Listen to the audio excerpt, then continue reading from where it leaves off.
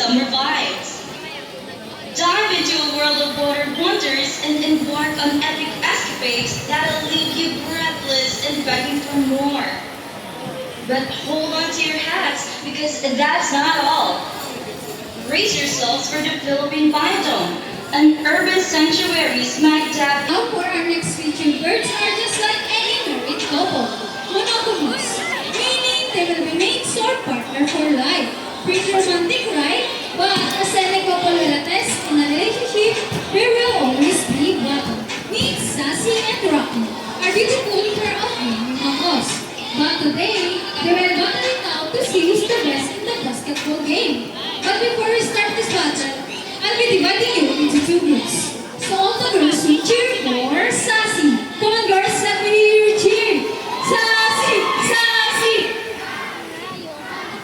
And now about the boys. All the boys will cheer for Rocky. Come on boys, let me hear you cheer. Rocky! Rocky! Alright, so first ready? Trainers ready? Set, go! Here comes Rocky for the first one, followed by Sassy, and second ball for Rocky. And pizza time for the last who's gonna win it. Rocky wins! Trainer April wins one of the 446 pieces birds of prey around the world. These birds can be found in India, Indonesia, Bangladesh, Pakistan, along China, including here in the Philippines. And as you can see, we have our homing pigeons. Homing pigeons has an innate homing ability, meaning they will not return to its nest and mates. How about a round of applause for our raptors and our homing pigeons? Here in Manila Ocean Park, we believe that there is hope. We only not try to take care of our friends in the sea, but also in the land and air as well. Now guys, who knows snakies?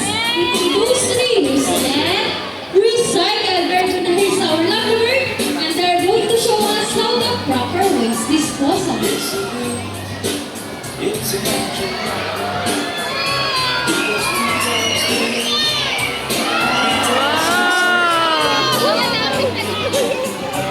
See, if our lovely birds can do it, so can we.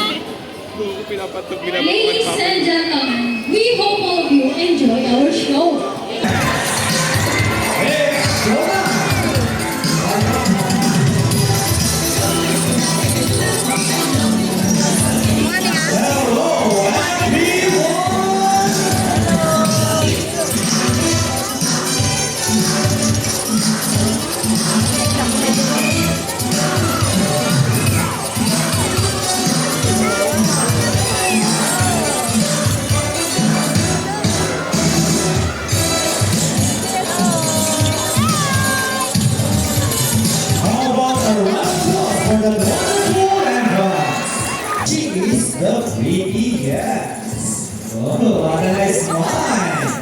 His name is Vincent.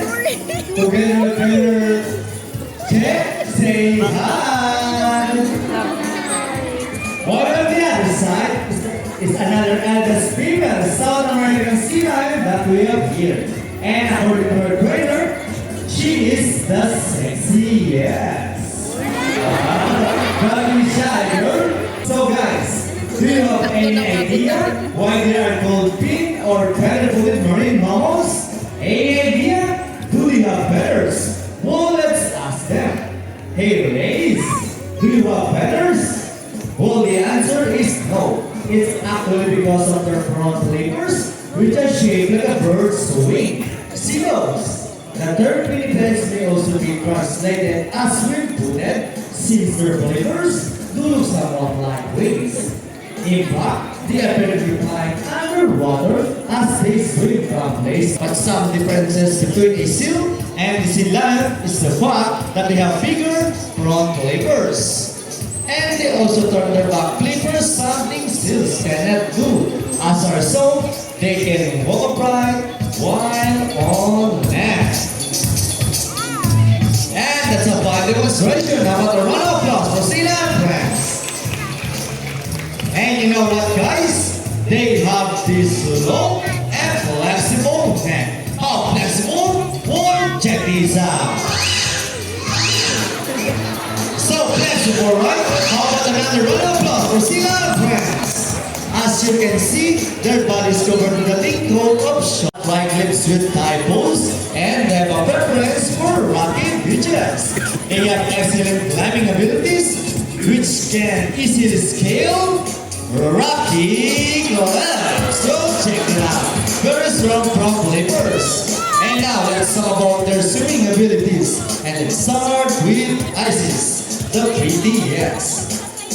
Sealions are generally cruising around 11 miles per hour using the rowing movement of their front flippers, while their back flippers are stretched out behind their bodies, functioning as rudder for steering.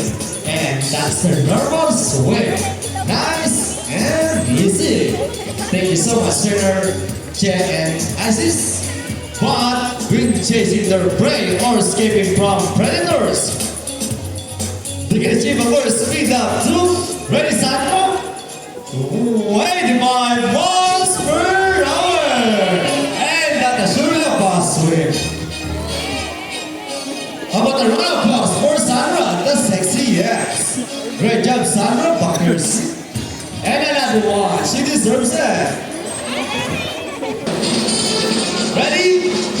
Hop, 2, 3, 4, hop, 2, salute. Now, this time guys, could you please join our Sealion friends in a salute? And in the count of 3, everybody please salute and make this one lap. Alright guys, are you ready? Hey guys, I can hear you. Are you ready? Alright, let me count. 1, 2, 3. Salute everybody. Thank you so much. Drinks. And they got it. How about a round of applause for Sealions friends? Good job, ladies. You got your victory. And they asking for it. Alright, after the race winners, what next? We have the polls. So how do you think we get the polls? It's a ball balance. Careful, ladies.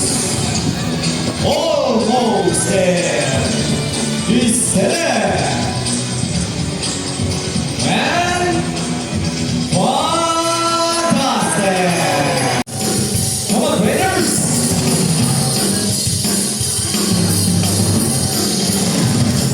Let's move it! Clap your hands, everybody, go! Alright, ladies, show them the side by side.